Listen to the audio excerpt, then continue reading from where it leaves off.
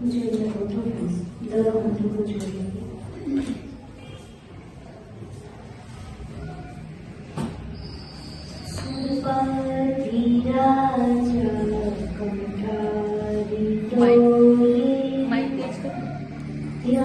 ध्यानस्थिता शिव परापितानि यस्योपसर्गं विवर्तयत्तं नमामि पार्श्वं मदादरेण नमामि पार्श्वं मदादरेण।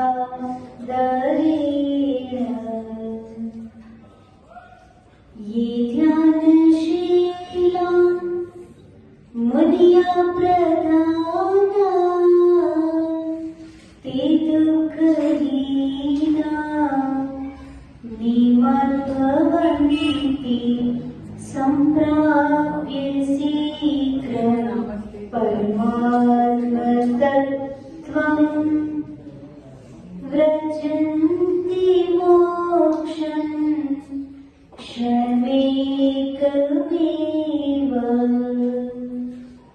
व्रजन्ति मोक्षं क्षणमेकमेव। जय बोले अनंत सिद्ध परमेश्वरी भगवान की जय। देवादिदेव श्री गुजरात आदिनाथ भगवान की जय। मुने श्री गुजरात चंद्र प्रभु भगवान की जय। परम पूज्य महाराज गुरुदेव श्री विराट सागर जी महाराज की जय। परम पूज्य आचार्य भगवान श्री विशुद्ध सागर जी महाराज की जय। द्वादशाम चिन्मयी माता की जय। श्री माता की जय। दिगंबर श्री माता जी की जय। इसके बोलिए राकेश भैया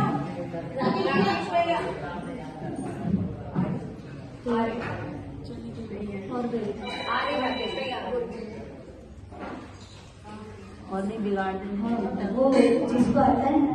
हाँ वो मालूम पड़ा वो कलर में क्या पड़ा क्या पड़ा था? देव कितने प्रकार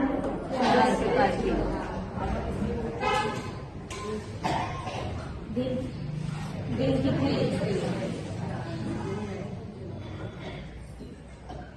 कितने प्रकार के होते थे? चार प्रकार के। कौन कौन से? बेमानी बराबर ठीक है। भवनवासी, व्यंतरवासी, ज्योतिषीय, भवनवासी। तो भवनवासी के कितने प्रकार होते हैं? व्यंतर के 8, ज्योतिष के 5 और वैमानिक के 2।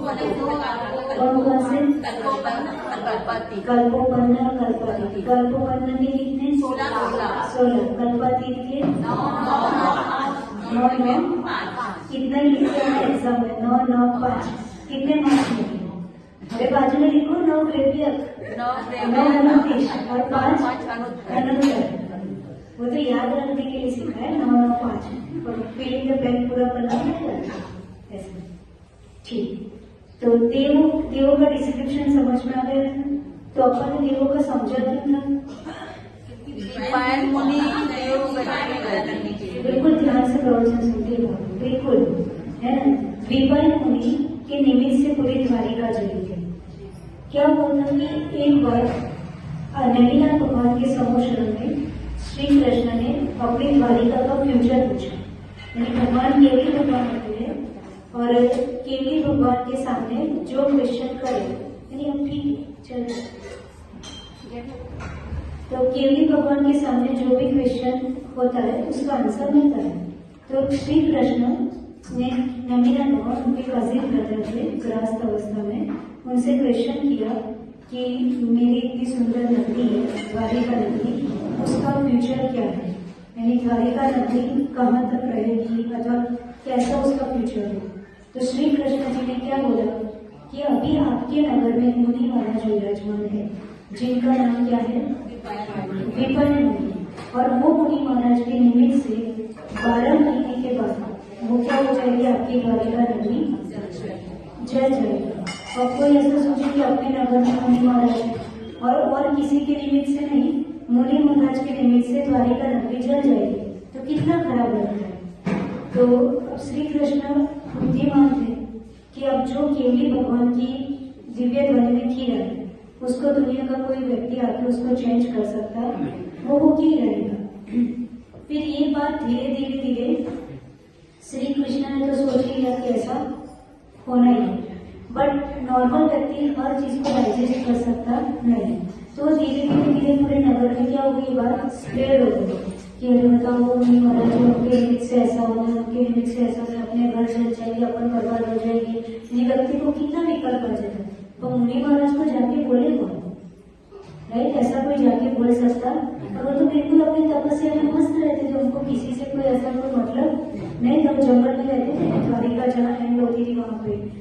तो एक बार क्या हुआ, यादव वंशी थी, नैमिया भगवान और श्री कृष्ण ये सब एक ही वंश की कजिन ब्रदर थे। कौन सा वंश था? हाँ, यदुवंश बोले थे। तो उस नगर में क्या हुआ कि कुछ लोग जो सिटीजन थे वो बाहर कोई मैरिज फंक्शन में गए हुए, तो वहां अच्छी खासी पी के, हाँ, यानी ये बात धीरे धीरे स्प्रेड हुई, पूरे नगर में स्प्रेड हुई। पर कोई ना कोई ऐसा होता ही है कि ना कहने वाली बात भी साधु के जब पास जाके, यानी ये अविवेकी जीव कहलाता है कि मुनि महाराज भी सुनते रहो कि मेरा और द्वारिका का क्या रिलेशन, मैं क्यों जलाऊंगा द्वारिका। तो उन्होंने बोला कि श्री कृष्ण नवीनाथ भगवान के सम्मोहन में गए थे और नवीनाथ भगवान की दिव्य घर में किया है। तो मुनि महाराज ने सोचा कि यदि मेरे निमित्त से द्वारिका जाने वाले तो मैं क्यों रुकूं, मैं क्यों यहाँ पे रुकूं। तो ऐसा था कि 12 महीने बाद 12 मंथ्स के बाद द्वारिका 12 साल ओके 12 इयर्स के बाद द्वारिका क्या हो जाएगी, जल जाएगी। तो उन्होंने सोचा कि अपन यहाँ से प्रस्थान कर जाते हैं, और वो चले गए। चलते चलते वो दूसरे नगर में विजिट करते रहे, दूसरे नगर में अपनी साधना आराधना दर्शन करते रहे। अब बहुत समय बीत गया, उनको लगा 12 साल क्या हो गए, कंप्लीट हो गए, क्या 12 साल। और पहले की तरह मोबाइल और ये और कुछ नहीं रहता था, तो व्यक्ति वैसे नेचर से जीता था। तो उनको थोड़ी मिसअंडरस्टैंडिंग हो गई, राइट? क्या हो गया कि 12 साल कंप्लीट हो गए, राइट? हाँ, तो उनको लगा कि 12 साल कंप्लीट हो गए, अपन वहाँ चले जाते। तो 12 साल उनके अकॉर्डिंग वैसे कंप्लीट हो गए थे। पर क्या होता है, ज्योतिष शास्त्र के अनुसार हर 5 साल में एक अधिक मास आता है। क्या आता है? अधिक मास, यानी 15 दिन क्या होते हैं, हर 15 दिन क्या होते हैं, ज्यादा होते हैं। तो 15 दिन ज्यादा होते हैं, तो 12 साल अभी कंप्लीट होने में 15 दिन की देरी थी। और उनके कैलकुलेशन के अकॉर्डिंग कि 12 साल मेरे क्या हो गए, कंप्लीट हो गए, जबकि 12 साल कंप्लीट हुए नहीं थे। और वो आराम से वहां पे फिर से द्वारिका पहुंच गए और फिर से अपनी साधना करने लगे। देखो होनहार को कोई नहीं कर सकता, ठीक? वो फिर से साधना करने लगे और उनको किसी से मतलब था नहीं, बस आहार किया, आके अपनी साधना की, अपना स्वाध्याय किया, बस। अब हुआ क्या कि उस नगरी में कुछ लोग यदुवंशी लोग कोई मैरिज फंक्शन में गए और वहां से रिटर्न आ रहे थे। तो यानी वहां से रिटर्न आ रहे थे, तो डर था कि द्विपायन मुनि महाराज आ गए हैं। तब द्विपायन मुनि महाराज आ गए हैं तो अब अपने नगरी को कैसे बचाए। तो श्री कृष्ण ने क्या किया था कि पूरे गांव में जहां जहां शराब थी, क्योंकि उनको रूट कॉज भी नैमिनाथ भगवान ने बताया था कि उसका निमित्त बनेगा शराब, होगा द्विपायन मुनि से, पर द्विपायन मुनि को गुस्सा आने का निमित्त बनेगा शराब।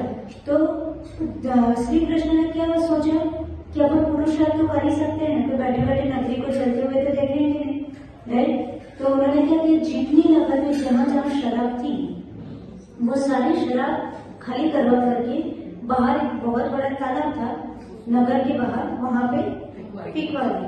नहीं, नगर का बाहर जो तालाब था वो तालाब था कि तालाब में पानी था कि शराब, कोई नहीं समझ में रही थी। राइट। और व्यक्ति ने पूरा नगर खाली करके शराब पूरी बाहर फेंक दी।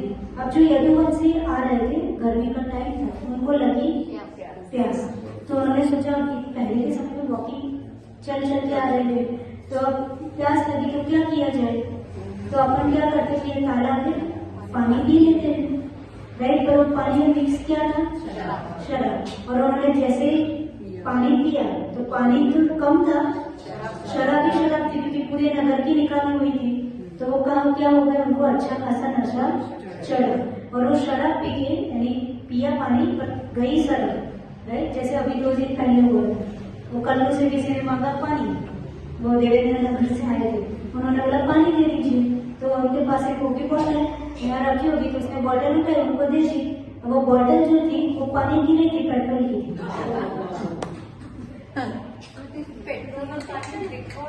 अरे तो उन्होंने जैसे ही कोई प्यास लगी, उन्होंने बोला पानी, उन्होंने ऐसे, और उसमें से भयंकर पेट्रोल ऐसा,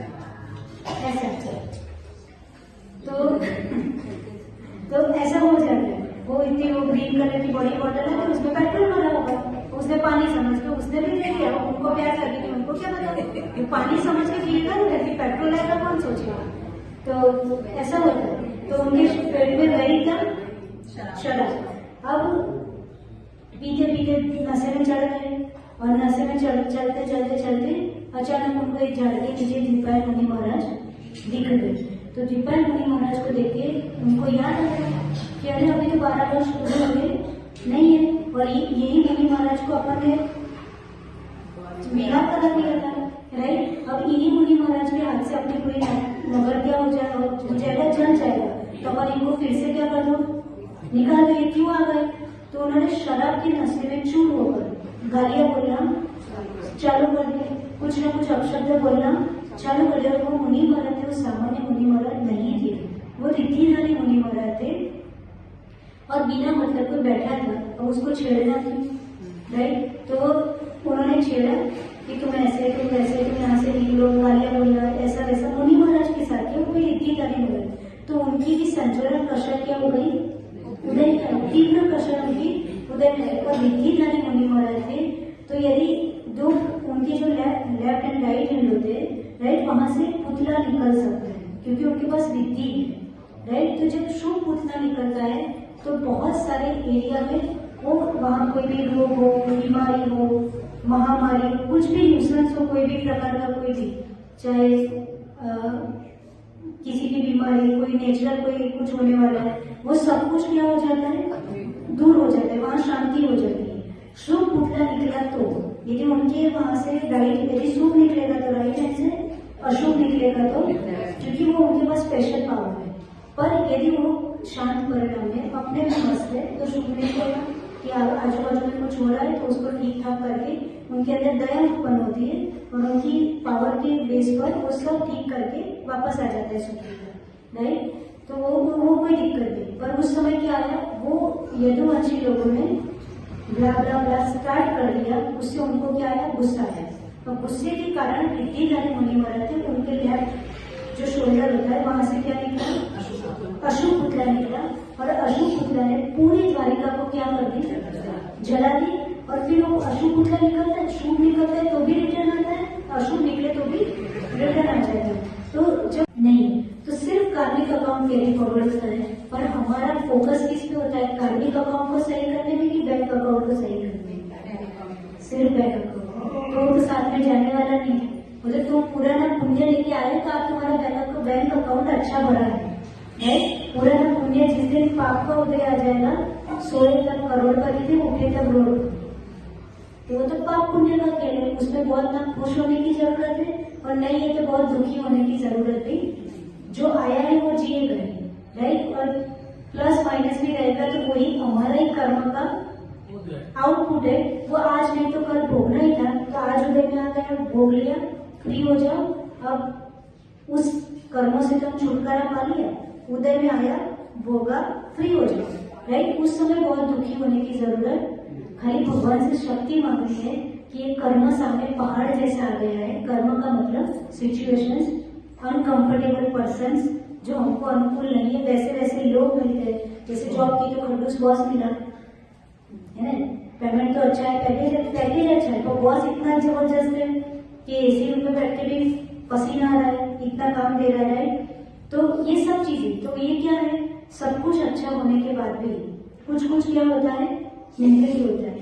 तो हम बैंक अकाउंट को ठीक है वो गृहस्थ के अकॉर्डिंग करना पड़ता है, पर उसके साथ साथ हम अपने कार्मिक अकाउंट को भी क्या रखें, पावरफुल और पॉजिटिव रखें। क्योंकि हम कितना भी दुनिया में पुरुषार्थ करेंगे और काम अल्टीमेटली क्या आएगा, कार्मिक अकाउंट। यदि वो पुण्य वाला है, वो पावरफुल है, पॉजिटिव है, तो हम यहाँ से थोड़ा ही पुरुषार्थ करेंगे, आउटपुट बहुत मिलेगा। और बाकी हम बहुत पुरुषार्थ करेंगे, जैसे 2 लाख लोगों ने किया, पर उसमें से 1000 लोगों का क्या होता है, सिलेक्ट। तो आप बोले तो 1000 लोग थोड़ी मंदिर जाते हैं, इसको हमें जाते हुए नहीं दिखते। उनका पुराना कार्मिक अकाउंट जो अभी प्रेजेंट में फल दे रहा है, वो कैसा है, पॉजिटिव। अभी पाप कर रहे हो, आगे आएगा, आगे अभी नहीं समझ में आ रहा है क्योंकि पुराना पॉजिटिव है। तो अभी क्या लग रहा है, सब स्मूथ लग रहा है कि देखो हम कुछ भी नहीं कर रहे, कतल खाने खोल के बैठे, तो अभी हमारे घर में तो पैसों की बारिश हो रही है। वो बेचारा सुबह मंदिर में भगवान की पूजा कर रहा है, तो भी उसको सुबह खाया तो शाम को क्या करना, वो वाली प्रॉब्लम है। तो भाई ये तुम्हारा सब कुछ कांड करने के बाद भी अच्छा अच्छा हो रहा है, तो समझ लो तुम बासी खा रहे हो। आचार्य विमल सागर महाराज क्या बोलते थे कि जितने जैन लोग हैं ना वो बासी खाने की आदत, क्या बोलते थे, क्या खाते क्या बासी होती है, रात का सुबह में खाते क्या, नहीं खाते। सुबह में फ्रेश पराठा बना के खाते हैं, पराठा खाता कौन खाता है, तो वो ब्रेड डाके चालू कर जाते है ना। तो बासी खाने की आदत है, यानी सब बासी खाते जैन लोग, ऐसा बोला आचार्य विमल। तो सब लोग सोचने लगे कि ऐसा क्यों बोले, हम कहाँ बासी खाते। तो आचार्य ने समझाया, बासी किस अपेक्षा से, तुम पहले पुराने भोग में खूब अच्छी साधना करके आए, खूब अच्छी आराधना की, खूब दान दिया, खूब तुमने साधुओं की सेवा की, खूब तुमने शास्त्रों की सेवा की, खूब स्वाध्याय किया, उससे तुम्हारा कार्मिक अकाउंट बहुत पावरफुल हुआ और उस बेस पे तुम्हें मनुष्य भाव मिला। हम कुत्ते तो नहीं बने, मनुष्य बने तो कुछ तो अच्छा किया था इसकी कंपेयर में, राइट। और मनुष्य में भी जैन को मिला, जो हमको विद्या की शास्त्र मिला, जैन शास्त्र मिला, गुरु मिले, शास्त्र मिले, सब कुछ मिला। पर यहाँ आके तुमने क्या किया, ना भगवान की वैल्यू थी, टाइम नहीं है भगवान मंदिर आने का, जीवनी पढ़ने का टाइम नहीं है, नॉवेल्स पढ़ने का टाइम भरपूर है, रात के 2 बजे तक हम पढ़ सकते हैं, राइट। पर जीवनी हमको समझ में आती नहीं है, जीवनी हम पढ़ते नहीं है, कहाँ टाइम है, गुरु आए तो हमारे पास टाइम नहीं है, भाई सुबह 6 बजे किराना की दुकानें खोलनी है, क्या होगा हमारा, है ना। 10 बजे तक हमारे पास वही काम है, अरे भाई थोड़ा 1 आध घंटा कम भी कमाओगे, 1 आध घंटा इधर आओगे तो अपने आप कवर हो जाएगा, थोड़ा इधर भी विश्वास रख के देख लो। वहां तुम 10, देखो मैं प्रैक्टिकल एग्जाम्पल बता रहे, देवेंद्र नगर में कल हो गया, अभी आए थे देवेंद्र नगर वाले, वही एक बार आके गए यहाँ नागपुर में, तो वो उनके इस ग्रुप के हैं, वो प्रतिमाधारी है और उनका खुद का बहुत बड़ा बिजनेस है। पर बड़ा बिजनेस है यानी वो खुद ही अकेले ही चलाते, कोई ऐसा नहीं कि ये मैं नहीं हूँ तो वो देख ले, वो देख ले, कोई नहीं, उनको खुद को ही चलाना है। तो जैसे हम लोग 8 महीने रुके, कोरोना प्लस चतुर्मास, राइट, और उस समय अधिक मास था तो चतुर्मास 1 महीना बढ़ गया था, तो इतना लंबा टाइम पीरियड रुके, तो वो डेली 8 महीना कॉन्स्टेंट वो आहार करा रहे थे, कितने महीने। और कोरोना था फर्स्ट लॉकडाउन, उस लॉकडाउन में भी कितना रिस्क रहता, वो भी तो प्रतिमाधारी थे। जिस चौके में हमारा घर घर चौके लगे लॉकडाउन में, उन्होंने बोला माता जी मैं धर्मशाला में नहीं लगाने दूंगा। जिस दिन धर्मशाला में चौके लगाए, ये समाज घर घर चौके लगाने की आदत खत्म हो जाएगी। फिर वही जो 4-5 लोग समाज में एक्टिव होते, कोई साधु आए तो वो भवन दिखा देंगे, वहां चौका लगा दो, बाकी सब लोग सोए रहेंगे। बोले लॉकडाउन हुआ तो क्या होगा माता जी, जो नसीब में होगा वो देखिए और अपन केयर करेंगे, राइट। पर लगेगा घर घर, 8 महीने 2 चौके घर घर लगे, और घर घर लगे तो एक अंकल अंशु भैया माता जी के साथ जाते थे और कल्लू भैया प्रतिमाधारी थे, वो मेरे साथ है। मेरा आहार करा, पहले प्रवचन करेंगे, अभिषेक पूजन उनका क्रिया करके प्रवचन सुनेंगे, प्रवचन के बाद आहार कराने आते आते 11:30-12 तो बजने। उसके बाद जाके वो अपना भोजन करेंगे, सामयिक करेंगे, उसके बाद दुकान खोलते तो भी उनकी दुकान पूरे देवेंद्र नगर में उनकी कंपनी की दुकान किसी की नहीं चलती। ये है धर्म का फल। हम ये सोचते हैं कि हमारे पुरुष राज से ही दुनिया चल रही है, तो पुरुष राज से अकेले दुनिया चल रही है, तो गधा भी क्या होना चाहिए? गधा भी तो सुबह से शाम तक सामान ढोता है कि नहीं, तो भी डंडे ही खाता है, उसको क्या मिल रहा है? राइट? तो फिर भी उनको कोई दिक्कत नहीं आती। उनकी यानी सभी देवेंद्र नगर वाले भी मानते हैं कि अपन जल्दी खोल के बैठ जाते, अपन प्रवचन सुनते रहे, ये करते, हम सब कुछ करते हैं, तो भी हमसे अच्छा किसका काम चलता है? कलयुग में। ये प्रैक्टिकल बात है। राइट? हम उस पर विश्वास नहीं करते। हमको लगता है हमारी मेहनत से ही दुनिया चल रही है, हम कमा रहे तभी घर वाले खा रहे हैं। किसके पुण्य से तुम कमा रहे हो तुम्हें नहीं पता। राइट? है ना? तुम्हारा पुरुषार्थ काम कर रहे हैं, सामने वाला व्यक्ति का पुण्य। संज्वलन कषाय का तीव्र उदय भी इतना खतरनाक, कितना खतरनाक कि पूरी द्वारिका जला दे। तो हमारे पास तो अनंतानुबंधी कथा है, अप्रत्याख्यान है, प्रत्याख्यान है। यदि वो अपने मूड में आ गई, यानी मूड का मतलब उसका तीव्र उदय आ गया, तो वो हमारे कितने भाव का, वो तो द्वारिका खराब करी। उनका एक भाव खराब हुआ कि वो अच्छे देव बनने वाले थे। राइट? वैमानिक देव बनने वाले थे। उनका जन्म कौन से देव में हुआ? अग्निकुमार यानी भवनवासी के 10 प्रकार है, उसमें एक प्रकार है अग्निकुमार। राइट? नरक तो नहीं गए, नरक इसलिए नहीं गए क्योंकि उनका आयुबंध हो गया था स्वर्ग वाला। ऋषि नदी मुनि महाराज थे, तो स्वर्ग वाला आयुबंध हो गया था, उसके बाद उनसे गलत काम हो गए। राइट? तो स्वर्ग तो जाएंगे, पर जो वैमानिक देव बनने वाले थे वो बने, और कौन से बने? या अग्नि जलाई तो महादेव भी कौन से बने? अग्निकुमार बने। तो ये होता है कि नहीं? और वो तो मुनि महाराज थे, इतने रिद्धिदारी मुनि महाराज थे, उनके साथ यदि ऐसा हो जाए तो फिर अपने तो इतनी खतरनाक कषाय हम साथ में लेके चल रहे, यदि वो अपने तीव्र उदय में आ गई तो हमारे तो अनेक अनेक अनेक भोगों को क्या कर देगी? बड़ा बर्बाद कर देगी। यानी अनेक भोगों का कार्मिक अकाउंट हम क्या कर देंगे? खराब करके रख देंगे। इसलिए हमेशा भगवान से प्रार्थना करनी चाहिए कि हमारे परिणाम मंद रहे, हमको जो जो निमित्त मिल रहे हैं वो कैसे मिले? अच्छे मिले भगवान, है ना? अच्छे अच्छे लोग मिलते जाए, जैसे साधु को अच्छी अच्छी समाधि मिलती जाए तो उनको विकल्प नहीं रहता। राइट? और उनकी आहारचर्या अच्छी होती है, आहारचर्या अच्छी रहती है तो दिन भर का शक्ति अच्छी रहती है, स्वाध्याय अच्छा होता है, ध्यान अच्छा होता है, सामयिक अच्छी होती है, प्रतिक्रमण अच्छा होता है, और यही कुछ विहार अच्छा होता है। राइट? सब अच्छा होता है यदि अच्छी समाधि मिलती है तो, और यदि निमित्त अच्छे मिलते हैं। पर निमित्त कोई अपने को ऐसा टेढ़ा मिल गया तो फिर उसको निपटाने में भी तो टाइम लगता है। अब जो मिला है उसको निपटाना तो पड़ेगा। हम ऐसे कैसे भाग सकते हैं? क्योंकि वो हमारे कर्म का आउटपुट है कि वो ऐसे निमित्त मिल गए, पर उसको सॉल्व करने के लिए जो टाइम और जो एनर्जी चाहती है वो तो हमें नया पुण्य करने से वंचित करेगी कि नहीं? कि कोई टेढ़ा व्यक्ति मिल गया, अपन कितना भी सोचो कि अवॉइड करो, चीजों को ना सोचो, पर जो सामने आ गया है उसको सॉल्व तो करना पड़ेगा। उससे वो पंगा पड़ गया है तो निपटना तो पड़ेगा। अब निपटने के लिए क्या यूज होता है? टाइम। यानी टाइम गलत जगह लगता है। 1 घंटे में स्वाध्याय करते थे, तब तक वो पंचायत निपटाओ, वही होगा ना, और क्या होगा? निपटानी तो पड़ेगी। और फिर क्या हुआ? टाइम भी गया, शरीर की एनर्जी, वही एनर्जी यदि हमारी स्वाध्याय में लगती है तो कुछ और अलग का आउटपुट होता है, और वही एनर्जी संक्लिष्टता में अर्थात अननेसेसरी बातों में लग गई तो क्या मतलब है? तो निमित्त हमको हमेशा अच्छे मिलते हैं, और निमित्त अच्छे मिले अथवा ना मिले, फिर लास्ट में आचार्य कहते हैं कि अपने उपादान को संभालो। किसको संभालो? उपादान क्या बोलते हैं? नए नए शब्द आपको निमित्त तो समझ में आ गया कि परिस्थिति, व्यक्ति जो हमको मिलते रहते हैं। राइट? उपादान किसको कहते हैं? उपादान खुद की पावर। राइट? उपादान का मतलब जैसे मुझे निमित्त खराब मिला, अब निमित्त खराब मिला तो कहाँ भोगूंगी? जो मिला है सो मिला है, उसको चेंज करने की बहुत अपने पास ताकत नहीं होती है, तो उसको चेंज करके यानी उसके पीछे पुरुषार्थ मत करोगे। फिर क्या बोला?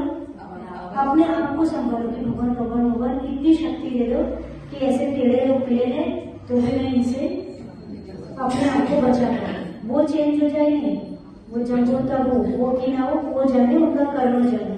भगवान हमारा क्या हो जाए, अपने परिणाम शांत रहे, मुझे उस परिस्थिति को शांतिपूर्वक फेस करने की क्या दो, ताकत दो। और जो व्यक्ति अपने उपादान को संभाले, इसको बोलते हैं उपादान को संभालना, कि उस समय परिणामों को संभाले। जैसे 5 लाख लोगों ने संभाले, कमर को कितने भाव तक निमित्त कैसा मिला, 10 भाव तक परेशान करता रहा, यानी 10 भाव तक खोटा निमित्त मिला। और 5 लाख लोगों ने क्या बोला, कभी उंगली की उसके सामने कि तू भी परेशान कर रहा है, मेरी क्या गलती थी, मैंने क्या किया था, मुझे बिना मतलब का क्यों कर रहा है। और ऐसे परेशानी थोड़ी कर रहा था, वो तो हर भाव में क्या कर रहा था, सीधा एंड कर रहा था उनका। तो भी उन्होंने एक सिंगल बार में उसके सामने उंगली कि तू गलत कर रहा है, उसके सामने ब्लेम, निमित्त के सामने उन्होंने उंगली कभी भी नहीं दिखाई। और क्या किया, अपने उपादान को स्ट्रॉन्ग रखा, और जिसने सहा उसने पाया। 10 भाव तक वो सहते रहे, मोक्ष गया तो कौन गया, तो कमल कहाँ गया, कोई फायदा नहीं, राइट। 10 भाव तक सहने के बाद वो इतना खतरनाक जीव मिल गया था, इतना खतरनाक निमित्त था कि 10 भाव तक वो छोड़ नहीं रहा। और फिर भी उन्होंने क्या रखी, उपादान को स्ट्रॉन्ग करना, यानी उपादान समझो, उपादान यानी कोई भी ब्लेमिंग किए बिना, ना सिचुएशंस, ना व्यक्ति, ना किसी को ब्लेम किए बिना खुद की पावर से स्ट्रॉन्ग बनाना। और फिर कि इस परिस्थिति को मैं शांत रहकर, साइलेंट रहकर क्या करूंगा, फेस करूंगा। तो उसमें सहना तो पड़ता है, पर जीतते भी तो उसमें है, क्योंकि आपने नए नेगेटिव कार्मिक अकाउंट को क्या कर दिया, स्टॉप। अब जो भी हो रहा है उसकी ओर से हो रहा है, तुम क्या हो गए, शांत, काम, एकदम मस्त हो गए। तो जो भी, यदि वो ब्लैक बॉल भी मार रहा है, तो यदि यहाँ से मैंने ब्लैक बॉल थ्रो किया तो उस दीवार को टच होकर क्या होगा, वापस आएगा, तो वहां चिपका थोड़ी रहेगा। अब यहाँ पार्षनाथ भगवान ने अपने आप को प्रोटेक्ट कर दिया खुद की पावर से। अब कमर कितने भी ब्लैक बॉल मारता है, जाएगा कहाँ, यदि तुम एक्सपेक्ट कैच नहीं करोगे तो जाएगा कहाँ, वापस बैक टू पैवेलियन, राइट। हम क्या करते हैं, उसने व्हाइट मारा था तो भी हम ब्लैक देख के ब्लैक कैच करते हैं। यानी हमारी आदत क्या है, किसी ने अच्छा भी बोला हो, अच्छे इंटेंट से बोला हो, व्हाइट हो, एकदम प्योर हो, यानी पेरेंट्स बच्चों के लिए व्हाइट बोलते हैं, व्हाइट सोचते हैं, व्हाइट ब्लेसिंग देते हैं। और हमको क्या लगता है, मम्मी ऐसा क्यों बोल रही है, राइट। और वो हमारे पास आते आते कैसा हो जाता है, हमारी थॉट पैटर्न के थ्रू, मतलब हम जिस प्रकार से सोचते हैं वो व्हाइट किस में कन्वर्ट हो जाता है, ब्लैक में। और फिर हम कैच करते हैं कि देखो इसने ऐसा बोला।